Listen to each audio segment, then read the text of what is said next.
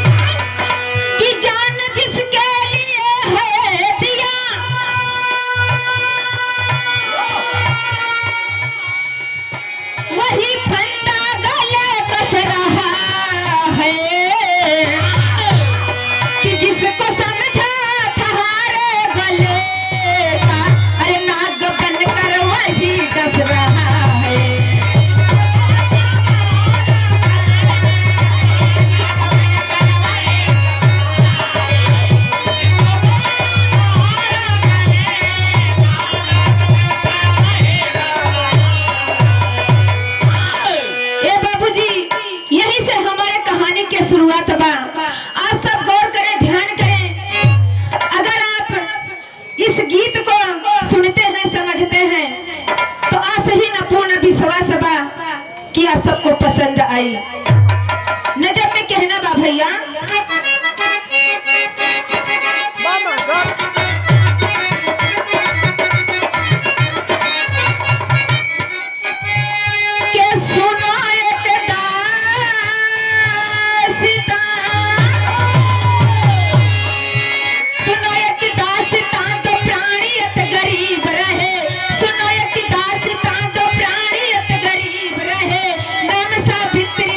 लाल बदन नसीब रहे।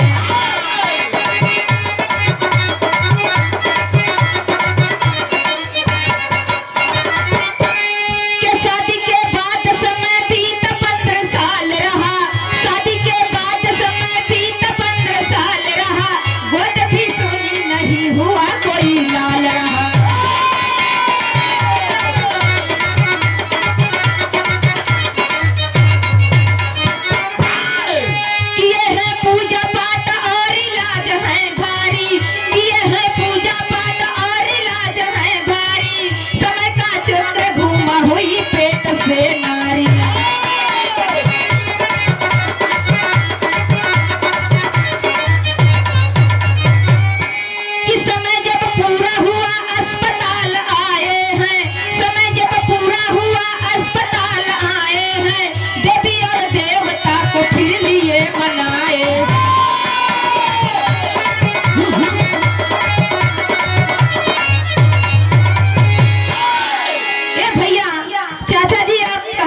समझ ले ये भैया, सावित्री और चमन लाल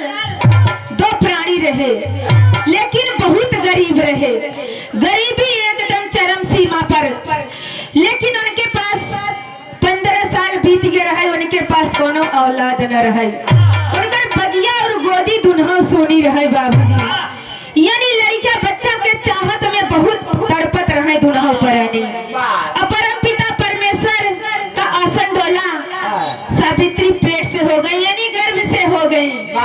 जब ये बतिया चमन लाल सुनले कि हमरे अंगना में हमरे गुलशन में गुलाब खिले वाला बा, तो बहुत खुश भे भैया। कर जो है भैया मास्टर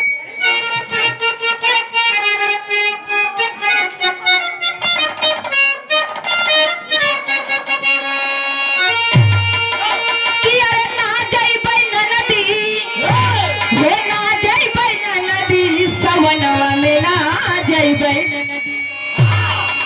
अरे बीरन भैया आई भैया नवार हो, सवनवा में ना जइबै नदी। बीरन भैया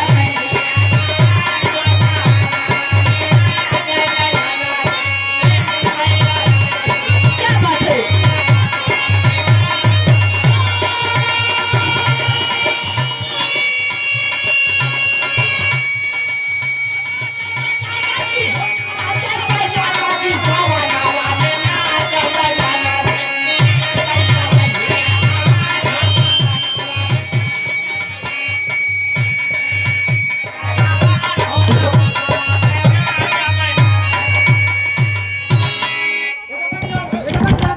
हेलो ए भैया,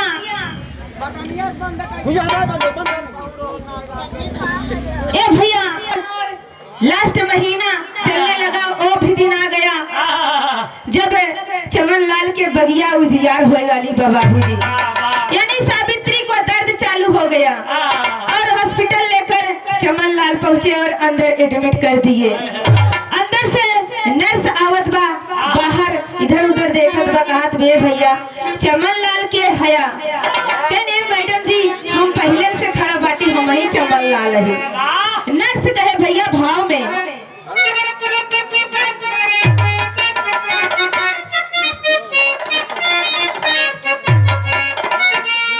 कि अरे लेखना ही मिटी है, अरे लेखना ही मिटी है, करमवा का लेखना ही मिटी है। अरे जावन विधि लिखे वाली लार हो, करमवा का लेखना ही मिटी है। जावन विधि लिखे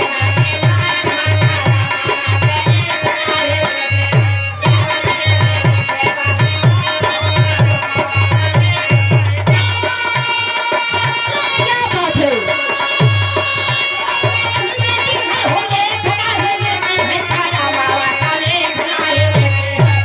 दिया दिया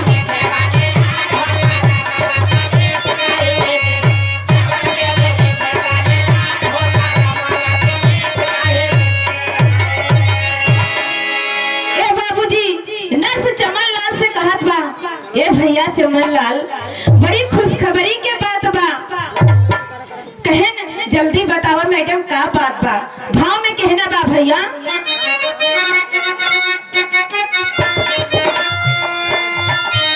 कि पैदा भइल बेटा तब नरसा बतावाली।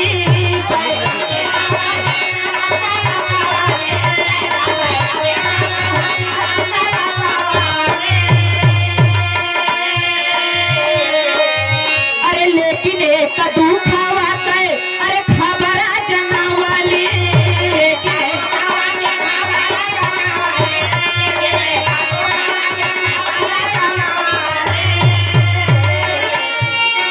कि अरे लेकिन एक दुखावा के अरे खबरा जनावाली, करमवा का लेखना ही मिटी है। अरे करमवा का लेखना ही मिटी है। अरे ये कई आँखी दी है करतार हो, करमवा का लेखना ही मिटी है। ये कई आँखी क्या बात है भैया।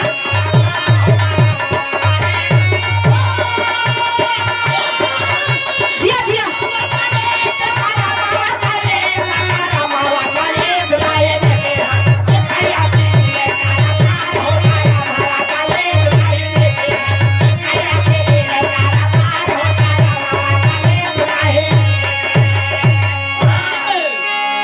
ए भैया कि ये भैया तोहरे बेटा भइल बा। जब ई बतिया चमन लाल सुनलन तो अखिया में खुशी के आंसू झलकत बा बाबूजी। कहन हाय हाय रे विधाता, हमार उजड़ल दुनिया बसाई दिहा। कहन लेकिन एक दुख के बात बा, तोहरे बेटवा के एक कई आँखी बा। जब ई बतिया के चमन लाल सुनलन कहन हाय रे विधाता, हमरे खुशी में ई दाग कैसन, इतना दिन पे हमार झोली भरा, लेकिन आज ये खुशी में हमार दिल दुखत बा प्रभु। लेकिन ई बतिया के जब सावित्री जनलिन तो उनके दुख ना भइल बाबूजी। वो अपने मन में यह सोचत हन कि हम अपन दुनिया यह दुल्हा नैनन से देख चुके, लेकिन हमारे बेटवा के तो वही शुरुआत बा। सावित्री की आंखों में आंसू ना बाबूजी। वही हॉस्पिटल के एक डॉक्टर, बड़े डॉक्टर के पास गए सावित्री। तार जो है बा भैया मास्टर बा।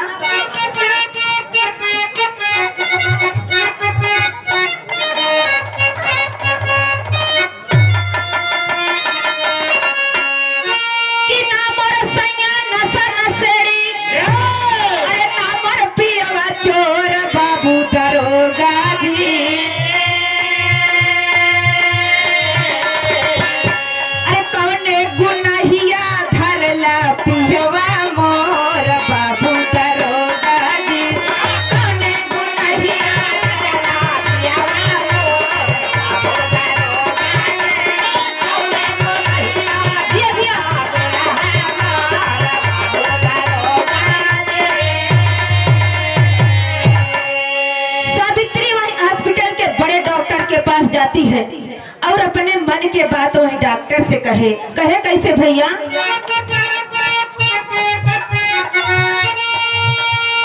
कि मोरे लाल के दैदा नजरिया,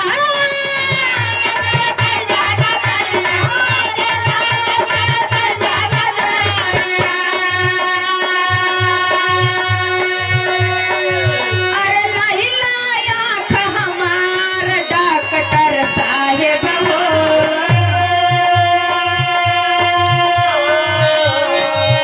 अरे पूजी चरनिया तोहरा बारंबार डॉक्टर साहेब हो, पूजी चरनिया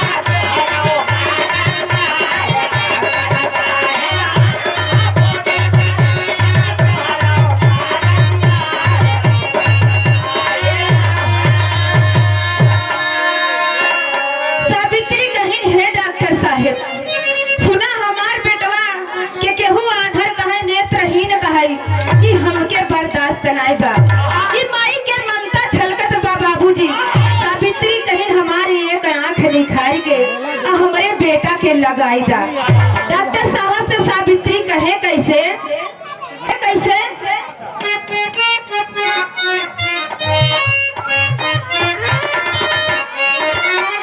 कि ना जात लाला के आँखिया लगावले,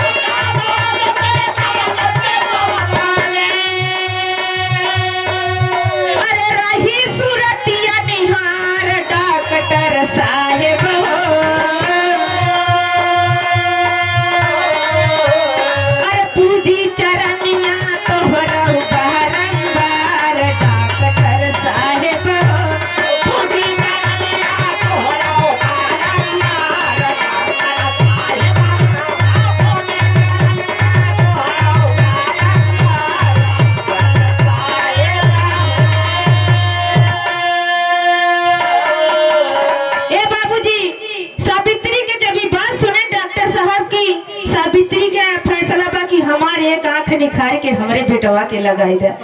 जब भी बतिया डॉक्टर साहब सुनलन तो उनका एकदम मन गदगद हो गया। आंख में आंसू भर आए कि हाय हाय रे ममता, तभी तक केहू माई से पार न पाए बाबूजी। माई के ममता के मोल केहू उतार न पाई। ये बाबूजी डॉक्टर साहब एक आंख सावित्री के निखार के वही लड़का के लगा दिए और सावित्री और चमन लाल अपन लड़का निहारत अपने घरे चला गए बाबूजी। लेकिन समय धीरे धीरे बीतता गया बाबूजी और चमन लाल एक दिन बीमार पड़ गए। तर्ज है भैया मास्टर,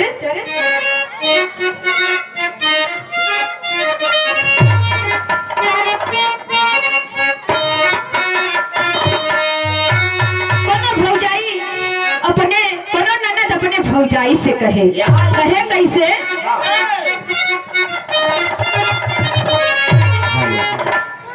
कि अरे साना नरतिया डोलई, अरे साना नरतिया डोलई, अरे बाहर जब पवन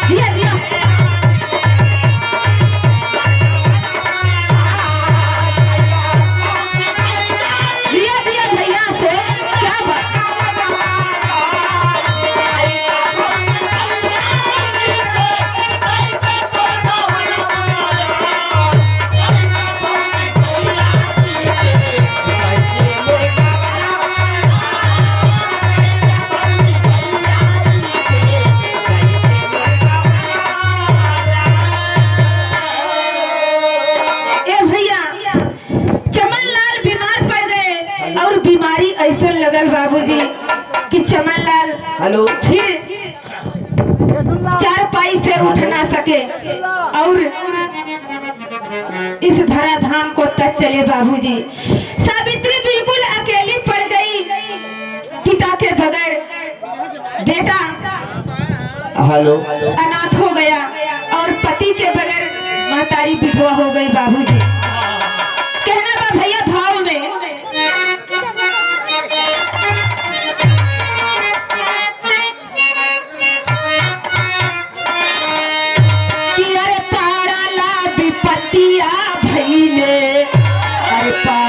कहानी धनवारा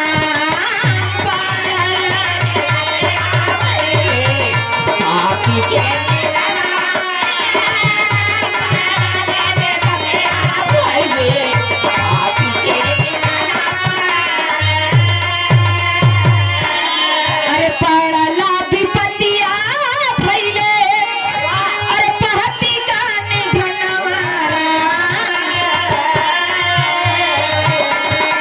कि घर घर चूल्हा चौका, अरे घर घर चूल्हा चौका करे बाहर तनवारा।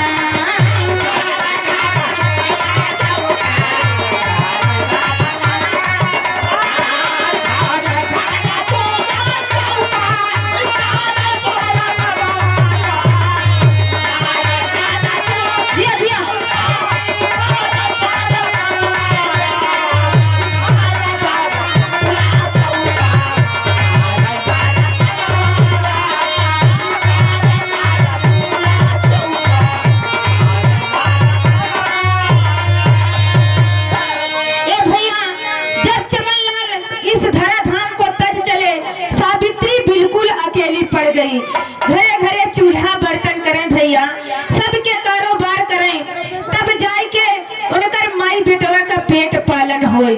लेकिन सावित्री के मन में शिक्षा से बड़ा लगाव रहे बाबूजी। शिक्षा पर जागरूक सावित्री हो जाए हम अपने बेटवा का पढ़ाओ लिखाओ जरूर।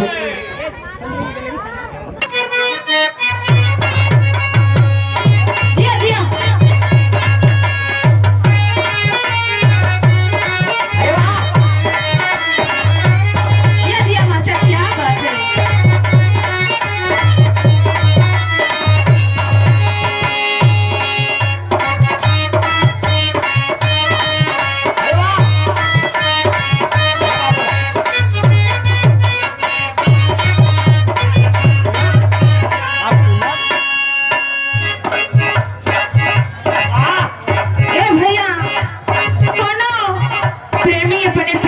के बखान करे। अरे वाह कहे कैसे मास्टर।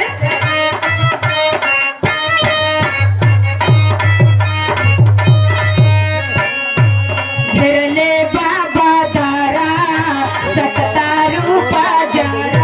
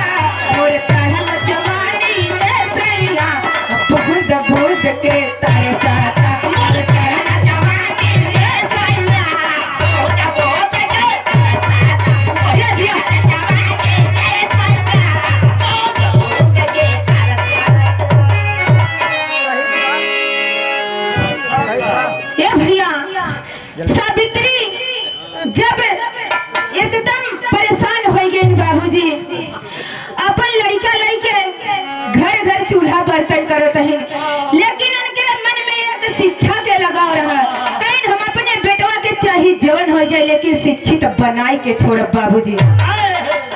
पार्वती अपने लड़का के गांव के स्कूल में नाम लिखाए दिए छोटी पाठशाला में और बेटवा का नाम विजय रखे।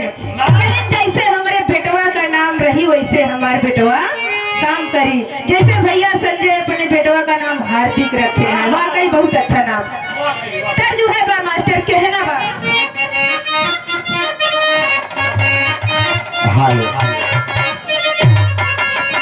कि तारा नरियरवा के बारी अरे तारा नरियरवा के बारी पहरा श्याम के दाल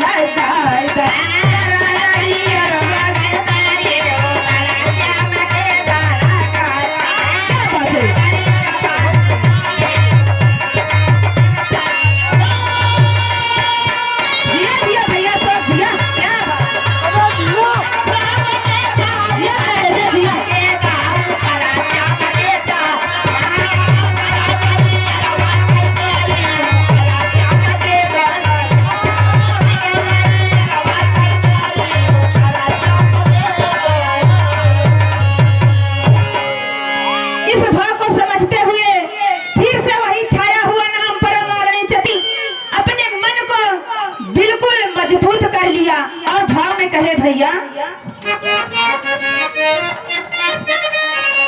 कि सावित्री हिम्मत न हारी, अरे सावित्री हिम्मत न हारी, विजय जी करें तैयारी। सावित्री हिम्मत न हारी,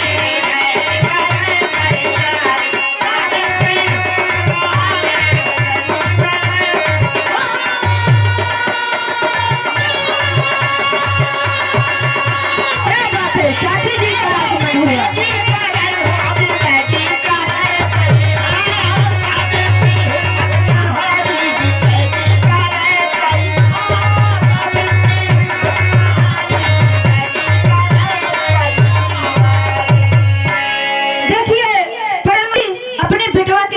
के लिए कथ प्रयास करत बा, भाव में के अंतरे में कहना बा भैया।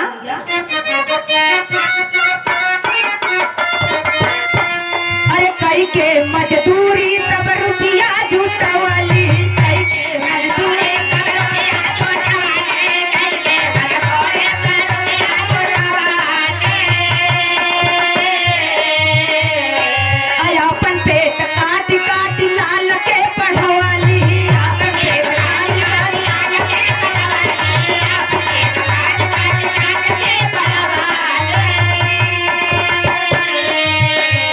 भेज रही रुपया महतारी, अरे भेज रही रुपया महतारी, विजय जी करें तैयार।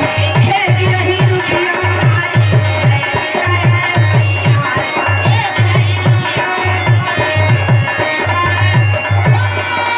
दिया दिया भैया रिश्तेदार।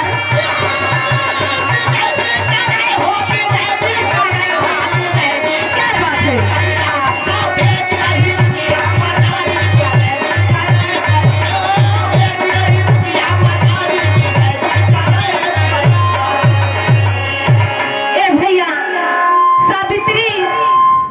बात है, अपने बेटवा के गांव के स्कूल से नाम कटाई के मुंबई शहर के बड़े कॉलेज में नाम लिखवा दिया बाबूजी।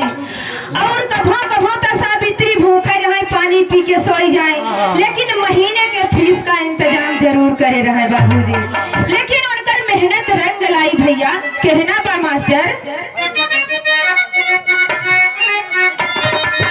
आप सब गौर करेंगे हमारी बात को, हमारे गीत को, तो आप सबको बहुत अच्छा लगेगा।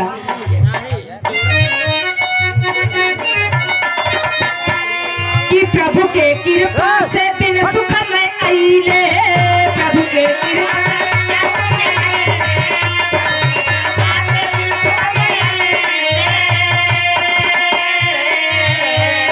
लालन विजय जी कलेक्टर बनी जाइले, लालन विजय जी कलेक्टर बनी जाइले, लालन विजय जी कलेक्टर बनी जाइले।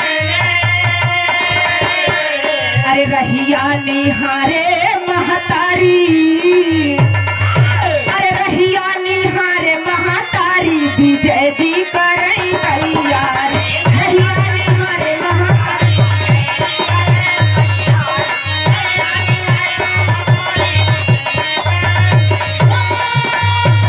दिया दिया भैया, फोन भैया दिया।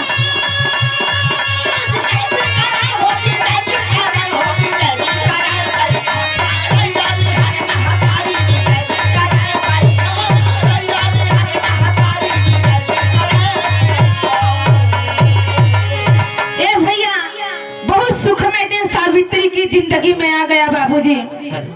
विजय साहब यानी कलेक्टर डीएम बन गए।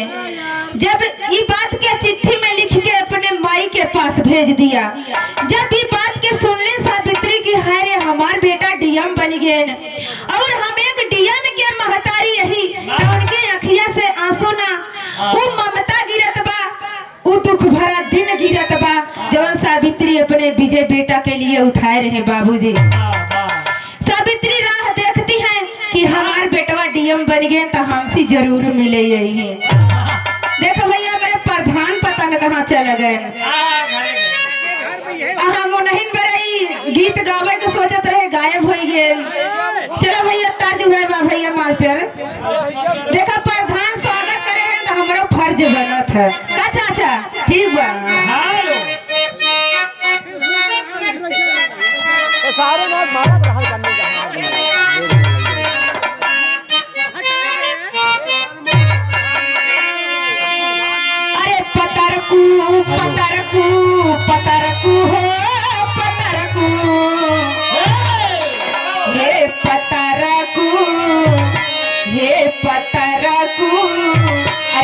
काहे जदुइया डारा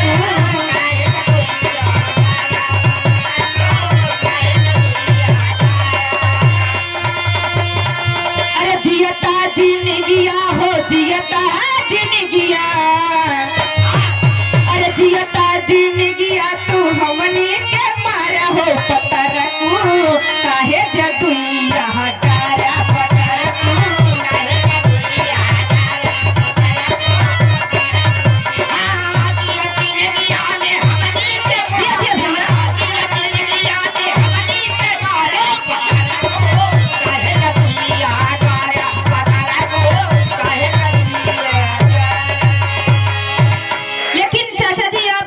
गौर करेंगे यह जब विजय साहब डीएम और एसपी का ऊंची पदवी पाई गए तो उनके मन के भाव गड़बड़ होत बा लेकिन महतारी हर राह निहारत बा अपने बेटवा के कि हमार बेटा डीएम हमार बेटा विजय साहब जरूर आई है भाव में कहना बा भैया लेकिन विजय साहब की भावना आप सब समझें कि अरे ललनवा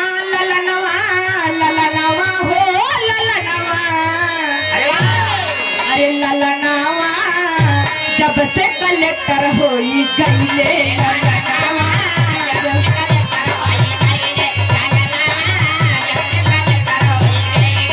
अरे माई के अपने हो माई के अपने अरे माई के अपने ओ सुधिया भूलैले ललनावा जब से कलेक्टर होई गईले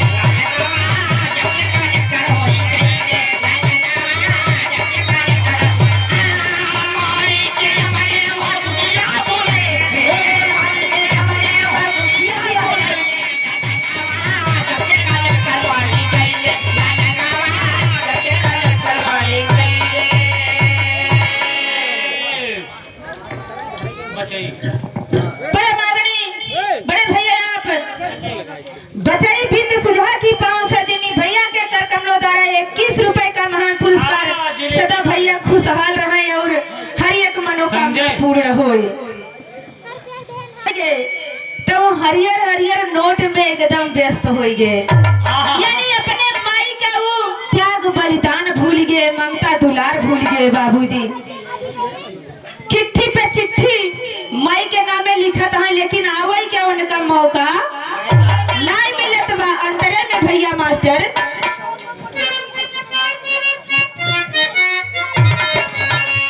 कि रहिया निहारे माई घरा नहीं आईले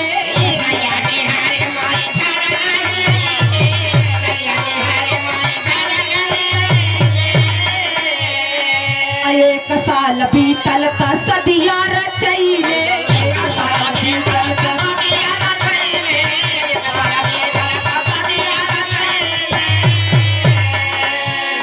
अरे दूसरे साल गोदिया में लाल होई गईले ललनावा माई के सुधिया भूल गईले ललनावा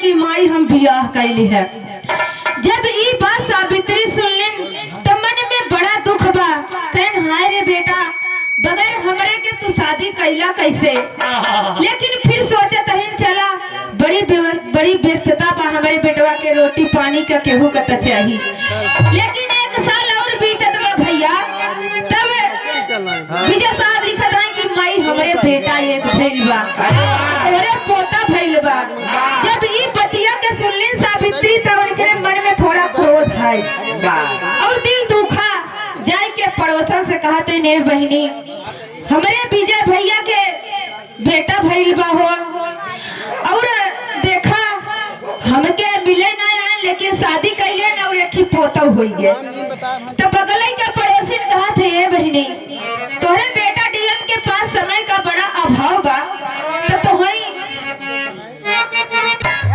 अपने प्रेमी से कहे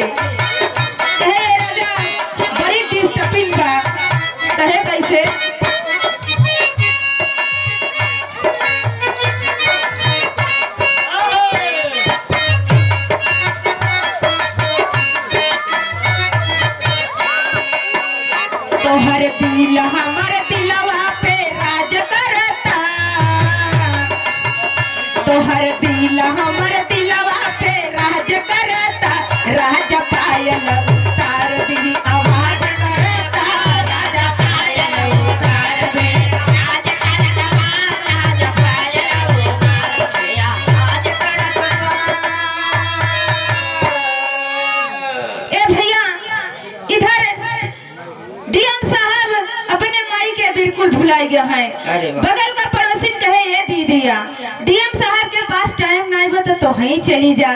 अरे अपने बेटवा और पोता से भेंट तो कही आवा, चिट्ठी तोहरे पास है ये बा, पता तोहरे पास है ये बा। ये बतिया के बहुत अच्छा लगा सावित्री के, कहने मोर बहनी बहुत बढ़िया दिशा निर्देश दू हो। हमारे बेटा के 1 मिनट के टाइम नहीं बा, यही हम अकेले बाटी गांव में, चला हम अपने बेटा से मिल जाई। तेरी में भाव मिला भैया मास्टर। अरे जिगर का टुकड़ा बागी बन गया, अरे मोरे रामा हो राम। अरे जिगर का टुकड़ा बागी बन गया, तो ममता छलक उठी, अरे लगन प्रेम की लागी, अरे हो लागी, अरे हो लागी।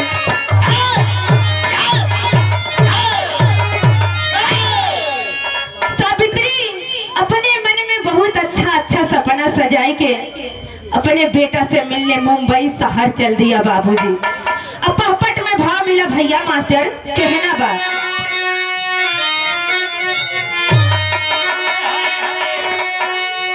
कि अरे मिलने चली लाल से वही छनवा मनवा व्याकुल बा। अरे मिलने चली लाल से वही छनवा मनवा व्याकुल बा। देख भैया अपन पोता भरी नयनवा मनवा व्याकुल बा।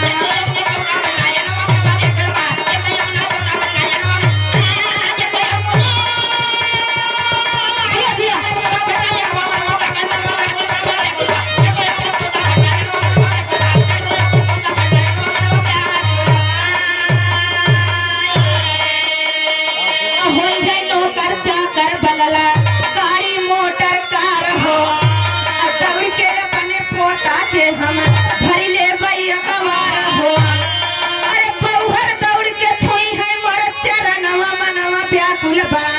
अरे पौहर दौड़ के छुई है मोर चरणवा मनवा व्याकुल बा। अरे भैया आशीर्वाद धई भियनवा मनवा व्याकुल बा।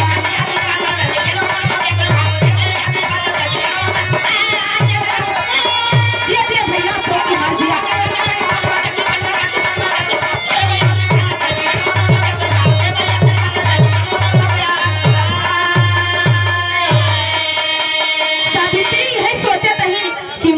शहर के सबसे बड़ा हमार बेटा हुई है, यानी नौकर हुई है, चाकर हुई है, एकदम जान लो बंगला गाड़ी से भरा भंडार हमरे बेटवा का हुई। सबसे धनवान बनाई कर महतारी हम ही न बाटी। कहना बा भैया अगले अंतर में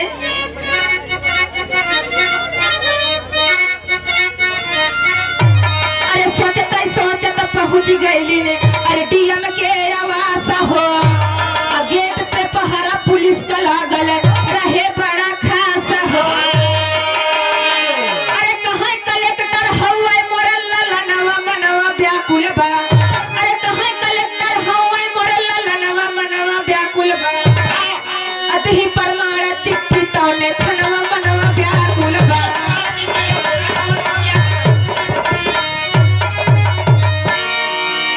ए भैया सावित्री है सोचत विचारत भैया संजय कुमार शर्मा जी। सावित्री सोचत बिचारा डीएम साहब के आवास तक पहुंच गए। अब देखत बा डीएम साहब के बंगला पे तो एकदम पहरेदार तैनात बा। कहने भैया हम भीतरी जाबे और डीएम साहब का महतारी यही। जब पहरेदार देखत बा कि अगर जवन तो का कोनो काम होए तो बताए हम डीएम साहब से कह देव, लेकिन ये झूठे के डीएम साहब का महतारी बना कोनो अच्छी बात है। सावित्री हुए टोके से भैया चिट्ठी निखारे, कहने भैया ला पढ़िला हमारे डीएम साहब के हाथे का चिट्ठी है। जब वो पहरेदार चिट्ठी पढ़े तब कहा तो भाई महतारी आप सम्मान पूर्वक महल के अंदर जाएं। ए भैया आधे में प्रमाण मिला भैया मास्टर। ए भैया सावित्री खुशी हुई के महल के अंदर जाने लगी बाबूजी। प्रमाण मिला मास्टर।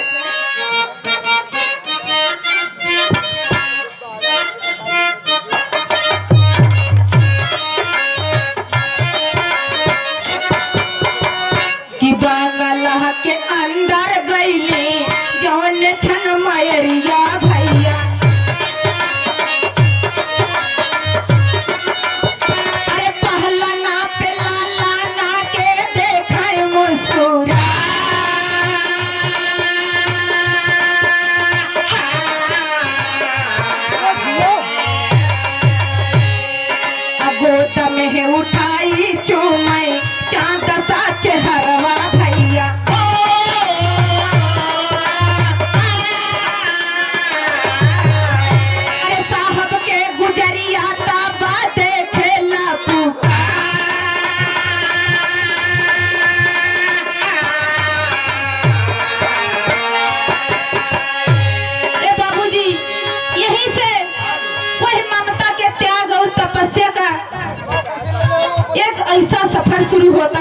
बाबूजी जेकर हम सब कल्पना ना की है हो गई।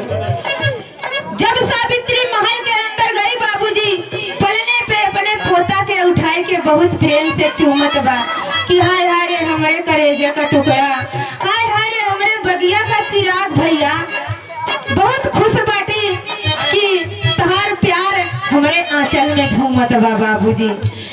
यह सब प्यार दुलार अपने पोता पे लुटावत बा सावित्री।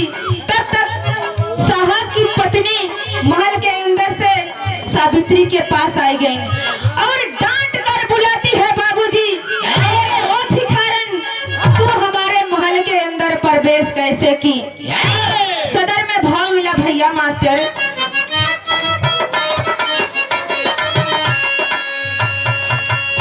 अरे कैसा नहीं भिखारन घुसी घर के भीतरिया,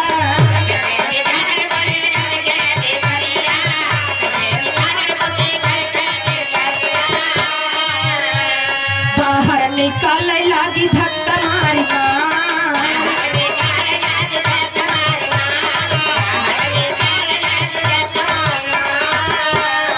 हाथ जोड़ी बोले बे, हाथ जोड़ी बोले बहू मारा दिन बहुरिया,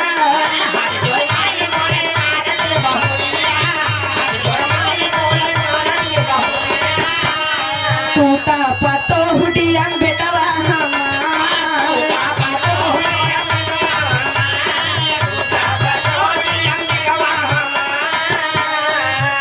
अरे डीएम से पूछे लागे डीएम कई गुजरिया, अरे डीएम से पूछे लागे डीएम कई गुजरिया, त डीएम कहाँ नाई महातारी हमार भैया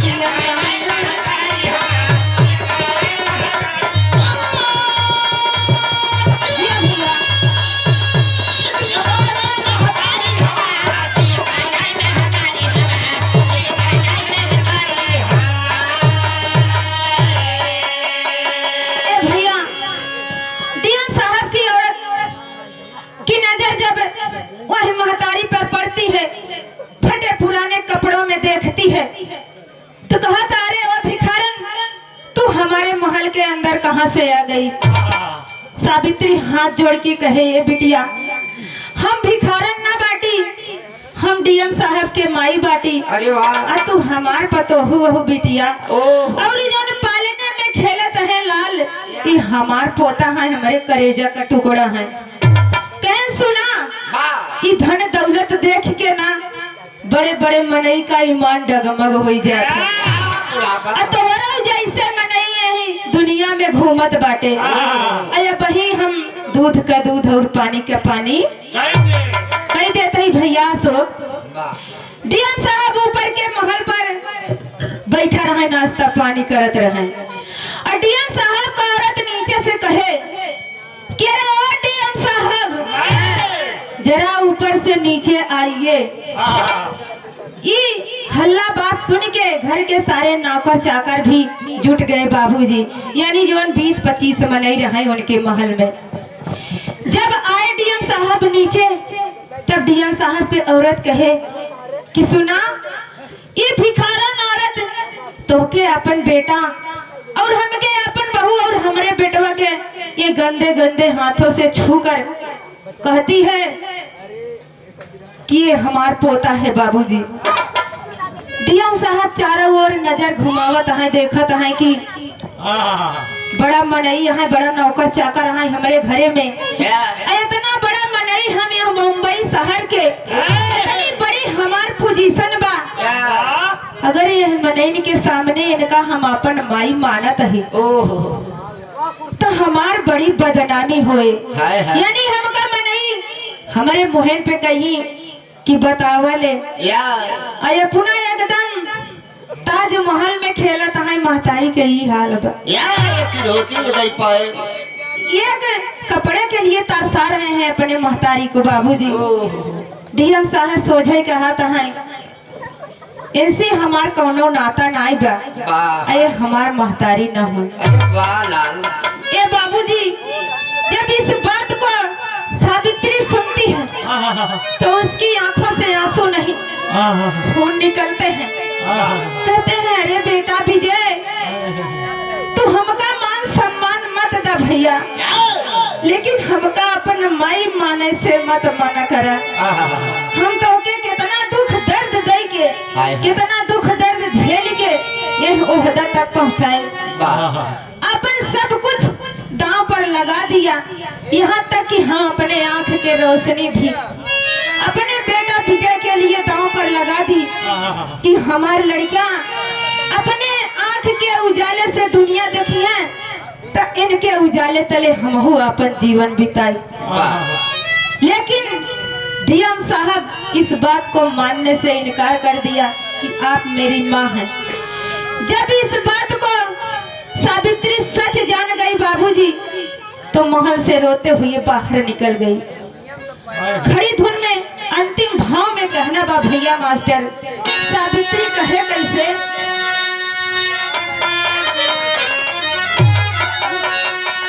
कि अरे टूट गई ले माई का सारा सपना, अरे टूट गई ले माई का सारा सपना, तुम्हारा हिया में कटारी को खींचेला लगा।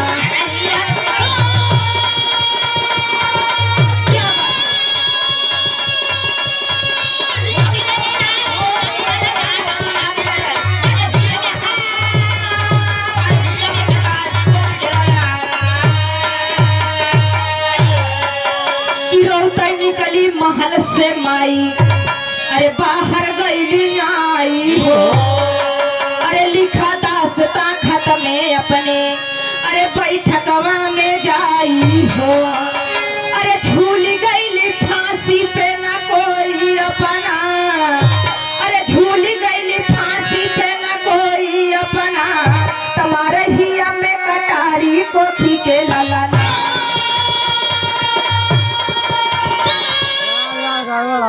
ए भैया, सावित्री की आंखों से आंसू ना खून गिरत बा कि हाय हाय रे, ऐसी तो अच्छा हम बिना औलाद के रहित, हम दोनों पति पत्नी चाहे जहाँ भीखे बांध के खाई, लेकिन कम से कम यह कलंक से तो अच्छा रहत। सावित्री आपन सारी दास्तान एक चिट्ठी में लिखवा दी बाबूजी। जो बाहर बैठा चौकीदार था उसके हाथों, और चिट्ठी को हाथ में लेके सुबह के बेला रहे बाबूजी, फांसी पे लूट गई, झूल गई सावित्री। उसने कहा यह जिंदगी से अच्छा है कि मरना हमका ठीक बा, अरे ऐसी औलाद से अच्छा तो हम बे औलाद रह गई, और अपन जिंदगी वही प्रभु के चरणों में समर्पित कर दे। जे इतना अत्याचारी अनही गद्दार बेटवा के हमारे कोखी में डाला बाबू। सावित्री फांसी पर झूल गई। कहना बा भैया,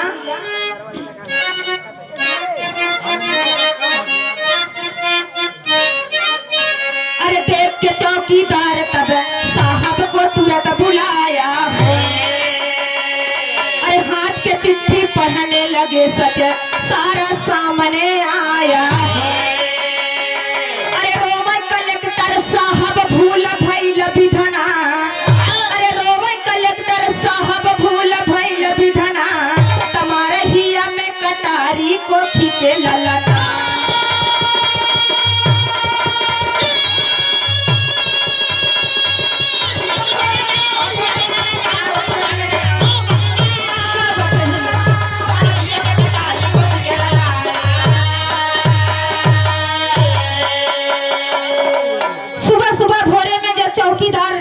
सावित्री के फांसी पे झूलन देखत बा बाबूजी, तो दौड़े दौड़े साहब के पास गया और कहा बा, ये साहब चल के देखा, जौन औरत के कल हम महल में भेजे रहे वही औरत आज फांसी पे झूलल बा। वही सावित्री के देख के पूरे मुंबई शहर के लोग एकत्रित हो गए बाबूजी, और वही मनई के बीच में से एक पढ़ा लिखा इंसान शहरी मनई हाथ के चिट्ठी पढ़ने लगा और सारी बातें एकदम साफ साफ निकल आई बाबूजी। जब उस चिट्ठी को सब सज्जन लोग पढ़ रहे थे तो आंख से आंसू गिर रहे थे कि हाय हाय रे माई, तो अपन प्यार दुलार सब कुछ त्याग दिया, लेकिन बदले में मिला क्या बाबूजी? वही महतारी के वो महतारी बहुत दुख के साथ अपने शरीर से अपनी जान को त्याग दिया बाबूजी। कहना बा भैया अंतिम भाव में,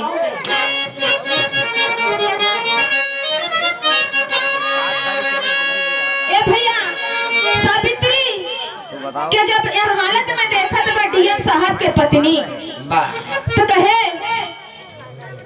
कि डीएम साहब काई सच में तोहर महतारी है। डीएम साहब दोनों अपने माई का गोड़ पकड़ के रोवत है, ये माई हमारे गलती के क्षमा कैदा। उनकी औरत धिक्कार कर कहती है कि जब तू अपने माई के ना भया तो हमका और हमारे बेटवा के का होगा। रही बात एक जोड़ी कपड़े की, अगर तुम अपनी माँ को एक जोड़े कपड़े पहना देते तो विश्व की सबसे अच्छी माँ लगती। अगर तू अपने माई के माई मान लेते तो हम तो दूसर के औलाद रहे, अपन सासू मान ले। गलती तुम्हारा है, लेकिन डीएम साहब हाथ जोड़ के अपने पत्नी से कहत है कि हमारे गलती के क्षमा करा, हमारे जैसन गद्दार बेटा इस दुनिया में और केहू ना हो। तब कहे भैया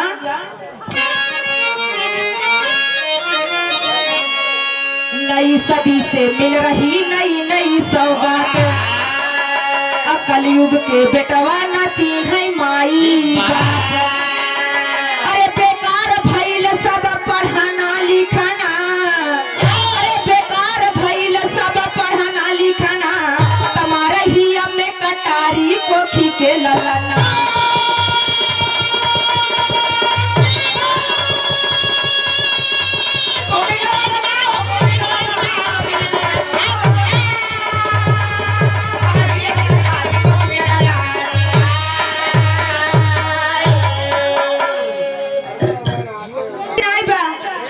माई बाप का सेवा भी जरूरी बा। अगर माई बाप का दिल दुखौबा तो दुनिया में जीवा कितना तरक्की कितना करबा।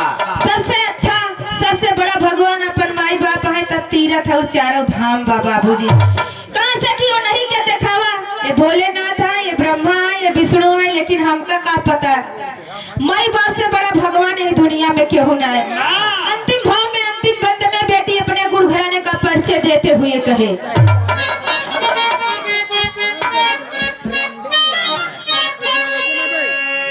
गुरु बिहारी गुरु पत्तू गुरु राम आधार पतिया,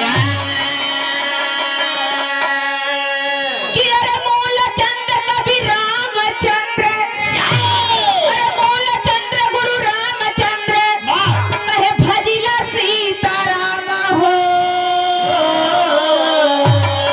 जिगर का टुकड़ा बागी ही बन गया, डोरिया हमारा